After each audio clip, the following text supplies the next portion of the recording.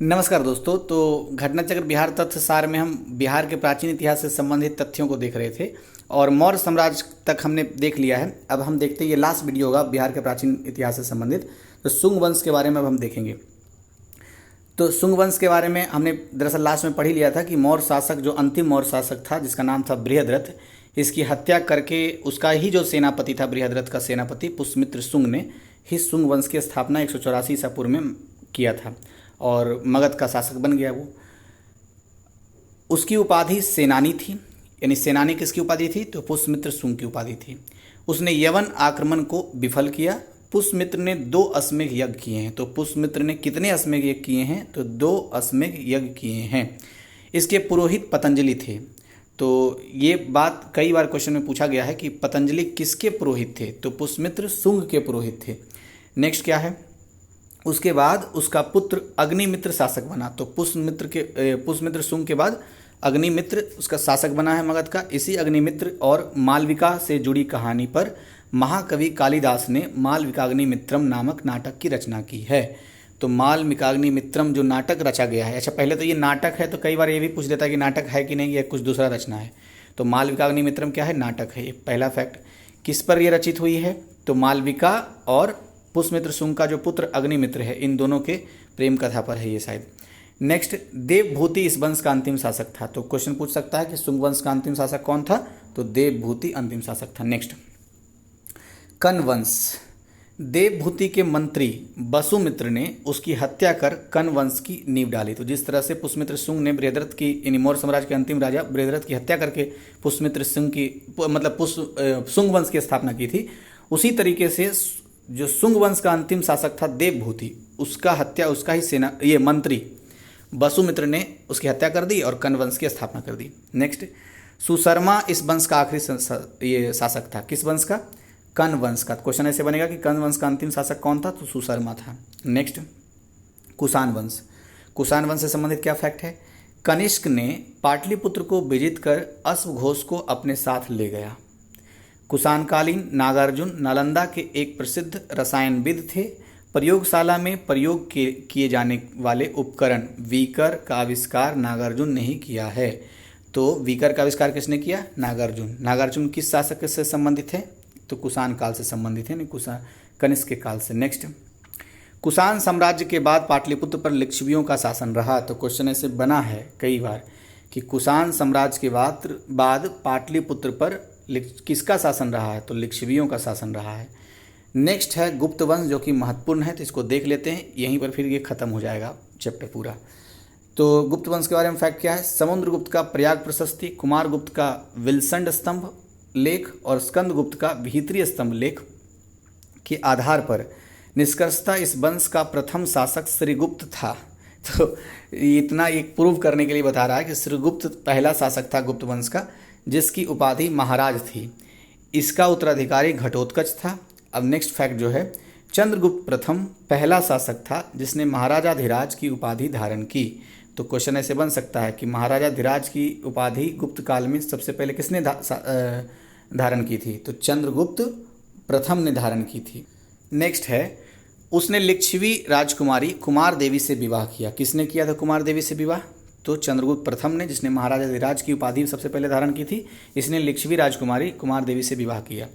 अपने राज्याभिषेक 319 ईस्वी के आधार पर इसने गुप्त संवत की शुरुआत की थी। तो क्वेश्चन कई बार मिलाने के लिए आ जाता है कि गुप्त संवत की शुरुआत कब हुई? तो 319 ईस्वी में शुरू हुई थी। नेक्स्ट देखते हैं, संपूर्ण बिहार और उत्तर प्रदेश के कुछ हिस्से उसके राज्य में शामिल थे। किसके राज्य में? चंद्रगुप्त प्रथम के राज्य में। अब नेक्स्ट आता है उसके बाद, तो सबसे पहले श्रीगुप्त, फिर घटोत्कच और फिर चंद्रगुप्त प्रथम, अब आया है समुद्रगुप्त। तो समुद्रगुप्त क्योंकि कभी कभी सीक्वेंस में लगाने के लिए पूछ देता है ना, इसलिए मैंने बोल दिया। गुप्त के बारे में फैक्ट है, अभिलेखों और सिक्कों पर इसे प्रक्रमांक, अप्रतिरथ, व्याघ्र पराक्रम, सर्वराजा उच्छेता आदि उपाधियां प्रदान की गई है। तो इतनी सारी उपाधियां प्रदान की गई है। प्रक्रमांक, अप्रतिरथ, व्याघ्र पराक्रम, सर्वराजो इच्छा, मुझे बोलने भी नहीं आ रहा है, सर्वराजो इच्छेता, इसको ऐसे तोड़ के बोल सकते हैं, आदि उपाधियां प्रदान की गई है।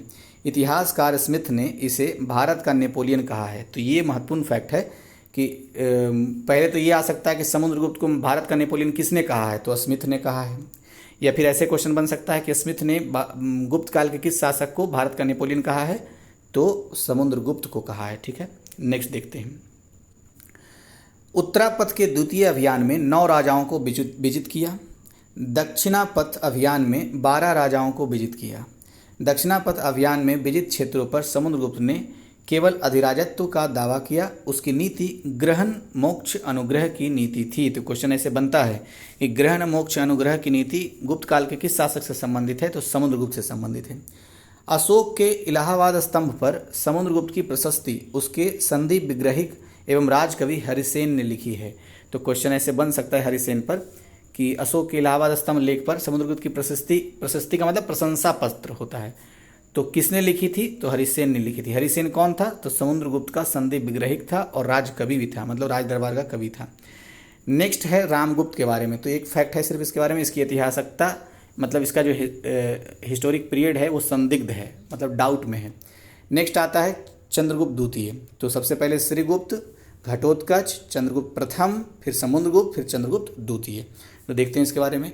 इसे देवराज, देवगुप्त, देवश्री, विक्रमादित्य, परम भागवत आदि नामों या उपाधियों से जाना जाता है। इसने ध्रुव देवी एवं कुबेर नागा से विवाह किया। तो क्वेश्चन अगर ऐसे आए कि चंद्रगुप्त द्वितीय का विवाह किसके से हुआ था, तो ध्रुव देवी और कुबेर नागा से। दिल्ली के मेहरौली स्थित लौह स्तंभ लेख पर चंद्र शासक द्वारा सिंधु के पार बाहलिकों और पूर्व में बंग शासकों पर विजय का वर्णन है। चंद्र की पहचान चंद्रगुप्त द्वितीय से की जाती है। इसने अपनी पुत्री प्रभावती का विवाह बकाटक नरेश रुद्रसेन द्वितीय से किया। तो क्वेश्चन अगर ऐसे बने, हालांकि अब ऐसे नहीं बनता, पहले क्वेश्चन बनता था कि चंद्रगुप्त द्वितीय ने अपनी पुत्री प्रभावती का विवाह किस शासक से किया था, तो रुद्रसेन द्वितीय से किया था। नेक्स्ट, चीनी यात्री फाहियान ने इसके समय में ही भारत की यात्रा की और वह लगभग 14 वर्ष भारत में रहा था। तो देखिए यही क्वेश्चन मैंने आपको पहले वीडियो में पूछा था कि फाहियान ने किस शासक के समय में यात्रा की थी, तो चंद्रगुप्त द्वितीय के शासनकाल में। इसमें कन्फ्यूजन पता क्या रहता है कि चंद्रगुप्त प्रथम था कि द्वितीय था, ये कन्फ्यूजन होता है। ध्यान रखना है, चंद्रगुप्त द्वितीय के शासनकाल में फाहियान आया था। और ह से हर्षवर्धन, ह से हेनस्वांग, हेनस्वांग ही हर्षवर्धन के काल में आया था। अच्छा, फाहियान 14 वर्ष तक भारत में रहा, तो ये भी एक फैक्ट है। नेक्स्ट, ऐसा माना जाता है कि उसके दरबार में 9 रत्न विराजते थे, मतलब रहते थे, जिसमें कालिदास, धन्वंतरी, छपनक, अमर सिंह, शंकु, बेताल भट्ट पूरा एक नाम है, घटकरपर और बराह मिहिर, बरुरुचि जैसे विद्वान शामिल थे। नेक्स्ट है कुमार गुप्त प्रथम के बारे में। तो क्या फैक्ट है, मंदसौर अभिलेख जो कि वत्स भट्टी रचित प्रशस्ति है। तो क्वेश्चन ऐसे भी आता है कि मंदसौर अभिलेख किसके द्वारा रचित किया गया है, तो वत्स भट्टी द्वारा रचित किया गया है। तो मंदसौर अभिलेख से कुमार गुप्त के बारे में विस्तृत जानकारी मिलती है। क्वेश्चन बना कि कुमार गुप्त प्रथम के बारे में जानकारी कहाँ से मिलती है, तो मंदसौर अभिलेख से मिलती है। कुमार गुप्त के भीतरी अभिलेख से ज्ञात होता है कि कुमार गुप्त के शासनकाल में पुष्यमित्रों का आक्रमण हुआ था, जिसे रोकने के लिए कुमार गुप्त ने स्कंद गुप्त को भेजा था। नेक्स्ट, नालंदा विश्वविद्यालय की स्थापना इसी के काल में हुई। तो ये क्वेश्चन कई बार बन चुका है कि नालंदा विश्वविद्यालय की स्थापना किस शासक के काल में हुई है, तो कुमार गुप्त प्रथम के काल में हुई है। कुमार गुप्त ने महेंद्रादित्य की उपाधि धारण की थी। तो विक्रमादित्य की उपाधि सबसे पहले धारण की थी चंद्रगुप्त प्रथम ने, लेकिन कुमार गुप्त प्रथम जिसने नालंदा विश्वविद्यालय की स्थापना की थी, इसने कौन सी उपाधि धारण की थी, तो महेंद्रादित्य की उपाधि धारण की थी। नेक्स्ट, स्कंद गुप्त के बारे में है। तो जूनागढ़ अभिलेख से पता चलता है कि स्कंद गुप्त ने मलेच्छों यानी कि हूनों के आक्रमण को विफल कर दिया। तो मलेच्छ किसको कहते हैं, हून को, और इसके आक्रमण को विफल किसने किया था, स्कंद गुप्त ने। कहाँ से पता चला, जूनागढ़ अभिलेख से। तो जूनागढ़ अभिलेख से तो स्कंद गुप्त के बारे में पता चलता है, और कुमार गुप्त प्रथम के बारे में कौन से अभिलेख से पता चलता है, तो मंदसौर अभिलेख से पता चलता है। नेक्स्ट फैक्ट है, उसने सुदर्शन झील, जो सुदर्शन झील का निर्माण वैसे चंद्रगुप्त मौर्य ने किया था, लेकिन सुदर्शन झील का पुनरुद्धार जो है वो करवाया है किसने, ये क्या नाम है इसका, स्कंद गुप्त ने। तो स्कंद गुप्त ने सुदर्शन झील का पुनरुद्धार करवाया, मतलब मरम्मत करवाया। अब एक है कौहम अभिलेख। तो क्या है कौहम अभिलेख, कौहम अभिलेख के अनुसार उसकी उपाधि शंकरादित्य थी। तो देखिए, एक विक्रमादित्य की उपाधि सबसे पहले किसने धारण की थी, चंद्रगुप्त प्रथम ने। दूसरी उपाधि कुमार गुप्त ने, कुमार गुप्त ने महेंद्रादित्य की उपाधि धारण की थी, जिसने नालंदा विश्वविद्यालय की स्थापना किया था। नेक्स्ट आ गया कौन सा, ये शंकरादित्य की उपाधि। अब उसने चीन में अपना राजदूत भेजा, तो समुद्रगुप्त, ये क्या नाम है इसका, स्कंदगुप्त ने चीन में अपना राजदूत भी भेजा था और शंकरादित्य की उपाधि धारण की थी। नेक्स्ट, गुप्त काल का उत्तरार्ध, यानी गुप्त काल के बाद कैसा स्थिति रहा वो देखते हैं। चीनी यात्री सुंगयुन जो 515 से 520 में भारत की यात्रा की थी। हेनस्वांग ने 629 से लेकर के 645 तक, यानी 16 वर्ष तक भारत में रहा। हेनस्वांग के अनुसार मगध के शासक नरसिंह गुप्त बालादित्य ने मिहिर कुल को पराजित किया था। स्कंदगुप्त के बाद प्रू गुप्त, कुमार गुप्त द्वितीय, बुद्ध गुप्त, नरसिंह गुप्त, बालादित्य और वैन गुप्त, कुमार गुप्त तृतीय ने शासन किया। तो इतने सारे फैक्ट हैं। नेक्स्ट क्या है, नेक्स्ट है विष्णुगुप्त वंश का अंतिम शासक था जिसने मगध पर शासन किया। तो ये लास्ट वाला खाली याद रखिए बस कि अंतिम गुप्त शासक कौन था, तो गुप्त वंश का अंतिम शासक था विष्णुगुप्त जिसने मगध पर शासन किया था। नेक्स्ट है गुप्त वंश के साथ ही मगध साम्राज्य का अंत हो गया और उसके बाद आता है पाल वंश। तो पाल वंश के बारे में देख लेते हैं क्या क्या फैक्ट है। पाल वंश का संस्थापक गोपाल है। इससे क्वेश्चन काफ़ी बनते हैं इसलिए इसको ध्यान से देख लीजिएगा। और इसका काल रहा है 750 से 770। बिहार उसके राज्य में शामिल था, पाल वंश के राज्य में बिहार शामिल था। गोपाल ने ओदंतपुरी महाविद्यालय की स्थापना की और विश्वविद्यालय, महाविहार और विश्वविद्यालय की स्थापना की जो बिहार शरीफ नालंदा जिले में स्थित है। क्वेश्चन ऐसे बन सकता है कि ओदंतपुरी महाविहार या ओदंतपुरी विश्वविद्यालय की स्थापना किसने की, तो गोपाल ने की, और गोपाल ने ही पाल वंश की स्थापना की थी।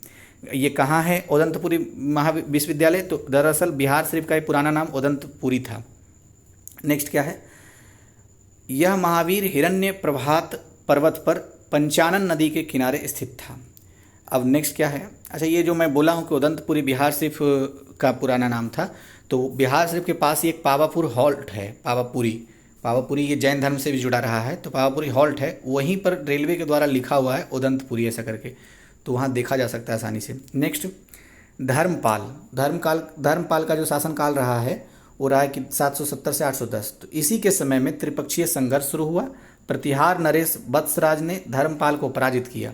तो धर्मपाल को किसने पराजित किया था, तो प्रतिहार नरेश जिनका नाम था वत्सराज। आगे चलकर राष्ट्रकूट नरेश ध्रुव ने धर्मपाल और वत्सराज दोनों को पराजित किया। ध्रुव के दक्षिण लौटने पर धर्मपाल ने कन्नौज पर आक्रमण कर इंद्रयुद्ध को परास्त कर अपने समर्थक चक्रायुद्ध को कन्नौज के सिंहासन पर बैठा दिया। नेक्स्ट क्या है, धर्मपाल के समय ही प्रतिहार शासक नागभट्ट द्वितीय जिसका नाम था वत्सराज का पुत्र, मतलब नागभट्ट द्वितीय कौन था, तो वत्सराज का पुत्र था नागभट्ट द्वितीय, ने मुंगेर तक क्षेत्र कुछ समय के लिए विजित कर लिया था। धर्मपाल ने विक्रमशिला विश्वविद्यालय की स्थापना की तथा बौद्ध विहारों का निर्माण करवाया। आप देखिए यहीं पर क्वेश्चन बन जाएगा कि विक्रमशिला विश्वविद्यालय की स्थापना किसने की, धर्मपाल ने, और उदंतपुरी विश्वविद्यालय की स्थापना या महाविहार की स्थापना किसने की थी, तो गोपाल ने की थी जिसने पाल वंश की स्थापना की। नेक्स्ट, विक्रमशिला महाविहार और विश्वविद्यालय भागलपुर जिले में शहर से लगभग 50 किलोमीटर पूर्व में आंतीचक गांव में स्थित है, तो ये भी ध्यान रखना है। सोमपुरा महाविहार जो बांग्लादेश के नवगांव जिले के पहाड़पुर गांव में है का निर्माण भी धर्मपाल ने करवाया था। तो विक्रमशिला विश्वविद्यालय हो या महाविहार या सोमपुरा महाविहार, दोनों का निर्माण धर्मपाल ने करवाया था। हालांकि सोमपुरा महाविहार जो है वो बांग्लादेश में अब है और नवगांव जिले के पहाड़पुर गांव में है। यह यूनेस्को की विश्व विरासत सूची में शामिल है। नेक्स्ट क्या है, नेक्स्ट है धर्मपाल को अभिलेखों में परम सौगत कहा गया है। तो अभिलेखों में परम सौगत किसे कहा गया है, धर्मपाल को। यह गुजराती कवि सोड्डल ने इसे उत्तरापत स्वामी भी कहा है। तो उत्तरापत स्वामी या परम सौगत धर्मपाल से संबंधित है, उन्हीं की उपाधि है। नेक्स्ट है देवपाल, इसने मुंगेर को अपनी राजधानी बनाई। तो मुंगेर को अपनी राजधानी किसने बनाई थी, प्राचीन काल में देवपाल ने बनाई थी। इसने जावा सुमात्रा यानी कि इंडोनेशिया के शैलेंद्र वंशी शासक बालपुत्र देव को नालंदा महाविहार बनवाने हेतु 5 गांव प्रदान किए थे। ये क्वेश्चन बनता है कि शैलेंद्र वंशी शासक बलपुत्र देव को नालंदा में विहार बनवाने हेतु 5 गांव प्रदान किया था दान में, किसने किया था, तो पाल वंशी शासक देवपाल ने किया था। फिर है महीपाल प्रथम, इसे पाल वंश की पुनर्स्थापना का श्रेय दिया जाता है। इसी के समय राजेंद्र चोल ने आक्रमण किया था और बौद्ध भिक्षु अतिश तिपंकर ने के नेतृत्व में इसे तिब्बत में एक दूत मंडल भेजा था। नेक्स्ट पॉइंट क्या है, अब समाप्त होने वाला है, रामपाल से संबंधित है। तो रामपाल इस वंश का अंतिम शासक माना जाता है। तो पाल वंश का अंतिम शासक कौन है? रामपाल। इसी के समय कैवर्त विद्रोह हुआ। तो कैवर्त विद्रोह किसके समय में हुआ था? तो पाल वंश के अंतिम शासक रामपाल के समय में हुआ था। अब लास्ट आता है कर्नाट वंश। कर्नाट वंश से भी दो तीन बार क्वेश्चन बन चुका है, तो इसको देख लेते हैं। इस वंश का संस्थापक नान्यदेव था। तो क्वेश्चन आ जाएगा कर्नाट वंश का संस्थापक कौन था? तो नान्यदेव था। ये क्वेश्चन आया हुआ है। इसके बाद गंगदेव, फिर उसका पुत्र नरसिंह देव शासक बना। किसका पुत्र? गंगदेव का पुत्र। गंगदेव किसका पुत्र थे? नानदेव का। नानदेव कौन से वंश के संस्थापक थे? कर्नाट वंश के। नेक्स्ट, नरसिंह देव के समय ही बख्तियार खिलजी ने बिहार पर आक्रमण किया तथा नालंदा, विक्रमशिला जैसे महाविहारों को ध्वस्त कर दिया। तो अगर क्वेश्चन आ जाए ऐसे कि बख्तियार खिलजी ने, जो इल्तुतमिश का सिपह सालार था, बख्तियार खिलजी ने बिहार पर आक्रमण बिहार के किस शासक के समय किया था? तो नरसिंह देव के समय। ये कर्नाट वंश के शासक थे, ठीक है। और नालंदा, विक्रमशिला जैसे महाविहारों को इसने ध्वस्त कर दिया। तो प्राचीन इतिहास बिहार का समाप्त हो गया। अब मध्यकालीन इतिहास बहुत छोटा है, इसको अगले वीडियो में देखेंगे। फिर आधुनिक इतिहास। लास्ट में मैं एक मास्टर वीडियो बिहार के इतिहास संबंधित अपलोड कर दूंगा, जिससे आपको रिवीजन में और आसानी होगी। धन्यवाद।